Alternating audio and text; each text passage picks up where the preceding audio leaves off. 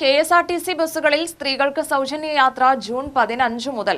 പ്രതീക്ഷയ്ക്കിടയിലും പദ്ധതി നടപ്പാക്കിയാൽ ഭൂരിപക്ഷം സ്ത്രീകൾക്കും ഗുണം ലഭിച്ചേക്കില്ലെന്ന ആശങ്ക.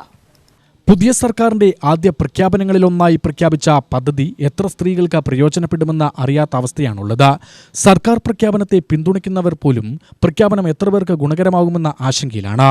KSRTC ബസ്സുകൾ ഗ്രാമപ്രദേശങ്ങളിൽ കാര്യമായി സർവീസ് നടത്തുന്നില്ല എന്നതുതന്നെ കാരണം.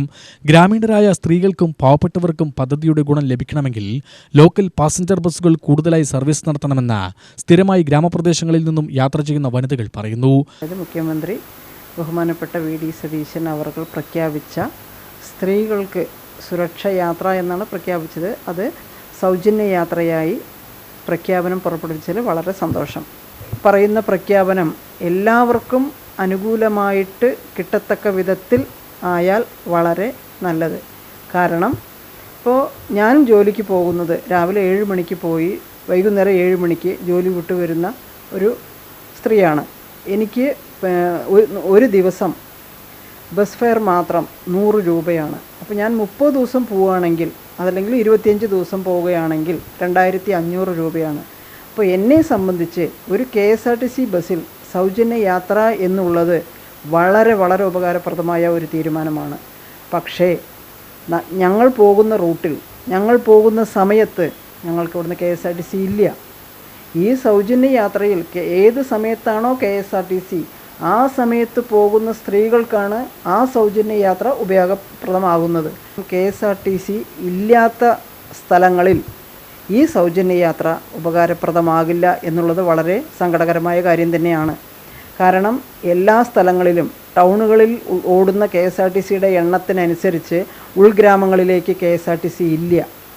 അപ്പോൾ ഓരോ റൂട്ടിലും 1-2 ഉൾപ്രദേശങ്ങളിലേക്ക് 1-2 KSRTC മാത്രമേ ഉള്ളൂ. അത് അൺടൈമിലാണ് ഓടുന്നതെങ്കിൽ, അതായത് രാവിലെ ഓഫീസ് ടൈം, സ്കൂൾ ടൈം, പണിക്ക് പോകുന്നവരുടെ സമയത്തല്ലാതെ അൺടൈമിലാണ് ഓടുന്നതെങ്കിൽ ഈ പറയുന്ന ആൾക്കാർക്കൊന്നും ഈ സൗജന്യ യാത്ര ഉപകാരപ്രദമാകില്ല. സൂപ്പർഫാസ്റ്റ് ബസ്സുകളിലും മറ്റും പദ്ധതി നടപ്പാക്കിയാൽ ഗുണം ലഭിക്കുന്നത് സാമാന്യം വരുമാനമുള്ള കുടുംബങ്ങളിലുള്ളവർക്കായിരിക്കും. ഇതാണ് പദ്ധതിയെ സംശയത്തിന്റെ നിഴലിലാക്കുന്നത്. വിശദാംശങ്ങൾ എന്തൊക്കെയാണെന്ന് പിന്നീട് വ്യക്തമാക്കുമെന്നാണ് മുഖ്യമന്ത്രി VD സതീശന്റെ പ്രസ്താവന. കോൺഗ്രസിന്റെ ഇന്ദിരാ ഗ്യാരണ്ടി എന്ന പേരിലാണ് തെരഞ്ഞെടുപ്പിന് മുമ്പ് പദ്ധതി പ്രഖ്യാപിച്ചത്. KSRTC ബസ്സിൽ വനിതകൾക്കുള്ള സൗജന്യ യാത്ര ഏറെ സ്വാഗതാർഹമാണ്. പുതിയ മന്ത്രിസഭ രൂപീകരിച്ചതിൽ ആദ്യത്തെ ഏറ്റവും പ്രാധാന്യം നിറഞ്ഞിട്ടുള്ള ഒരു ഇന്ദിരാ ഗ്യാരണ്ടിയാണ് KSRTC ബസ്സിൽ സ്ത്രീകൾക്ക് സൗജന്യമായിട്ട് യാത്ര ചെയ്യുക എന്നുള്ളത്. വനിതകൾക്ക് സമൂഹത്തിൻ്റെ ഉന്നത മേഖലയിലും പൊതു ഇടങ്ങളിലും എത്തിപ്പെടാൻ പറ്റുന്ന ഒരു ഓഫറായിട്ട് KSRTC വനിതാ സൗജന്യ ബസ് യാത്ര ഞാൻ ഇതിനെ കാണുന്നു. എങ്കിലും പുതിയ മന്ത്രിസഭ രൂപീകരിച്ചപ്പോൾ കേരളത്തിൻ്റെ സാമ്പത്തിക ഭദ്രത കണക്കാക്കിയിട്ടുള്ള അത് എത്രമാത്രം ഫലവത്താകുമെന്ന് അറിയുന്നില്ല.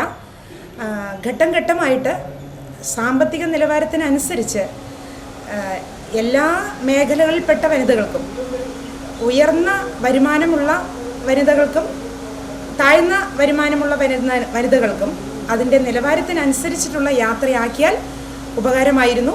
എങ്കിലും ഏറെ സ്വാഗതാർഹം. വനിതകൾക്ക് ഒരുപാട് മെച്ചപ്പെട്ട മേഖലകളിലേക്ക് വരാം. വിവിധ തൊഴിലിടങ്ങളിൽ വനിതകൾക്ക് എത്തിപ്പെടാൻ പറ്റും. പല ഭാഗങ്ങളിൽ, പല തുറമുഖ ഭാഗത്ത് ഉള്ള മേഖലകളിലുള്ള വനിതകൾക്ക് പൊതു ഇടങ്ങളിൽ വരാൻ പറ്റും. പൊതുവിദ്യാലയങ്ങൾ വന്നപ്പോൾ സ്വകാര്യ വിദ്യാലയങ്ങൾക്ക്